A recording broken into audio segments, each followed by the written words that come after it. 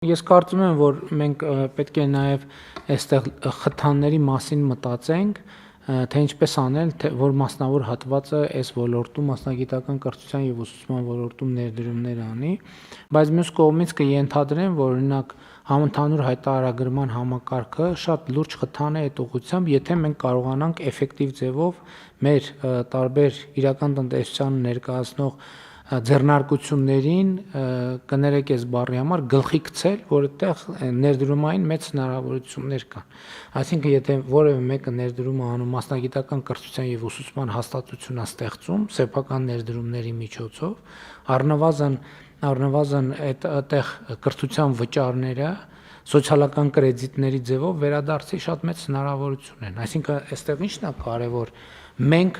երբ որ մեկը պետք է ներդրում անի տեղ, ինքը պետք է հասկանա, չէ, իր բանի դրամաշրջանառությունը ինչ միջոցների հաշվին է ապահովելու, ով է ապահովելու, ով է այդտեղ փող դնելու, ով է այդտեղ ներդրում անելու։ Համընդհանուր հայտարարագրման համակարգը այդ հնարավորությունը տալիս է, որ եւ ուսանողները եւ ծնողները իմիջիայլոց այդտեղ շատ կարեւոր մի հատ խնդիր կա, որ մենք պետքա մասնագիտական կրթության եւ ուսուցման ոլորտում, գիտեք, այդ բանը մենք ինչ որ ձևով մեր հոգեբանությունից պետքա կարողանանք հաղթահարել, որ մենք ասում ենք քոլեջ, միանգամից հասկանում ենք 17-18 տարեկան կամ 16-15 տարեկան երեխա, որ ասում են քոլեջ, ընդհանրապես ուսումնական հաստատություն, պետքա հասկանանք, պետքա նորմալ է լինի, որ 25-30 տարեկանը որոշում է գնալ քոլեջ ընդունվի եւ մասնագիտություն ստանա, որովհետեւ այդ մասնագիտությունը շուկայում ավելի պահանջարկված է կամ ինքը մասնագիտական վերավորակման անհրաժեշտություն է տենում այս կամ այն պատճառով։ Եվ այդ թվում էս էլ է պետք նայել, թե մեր համակարգերը տենց հնարավորություն տալիս են, թե չէ, որովհետև այդտեղ են մենք պետքա մեր կրթական հաստատություններին հուշենք այս բանը, այդ թվում եթե էլի հարցը դիտարկեմ համընդհանուր հայտարարագրման համակարգով, մարդը կարող է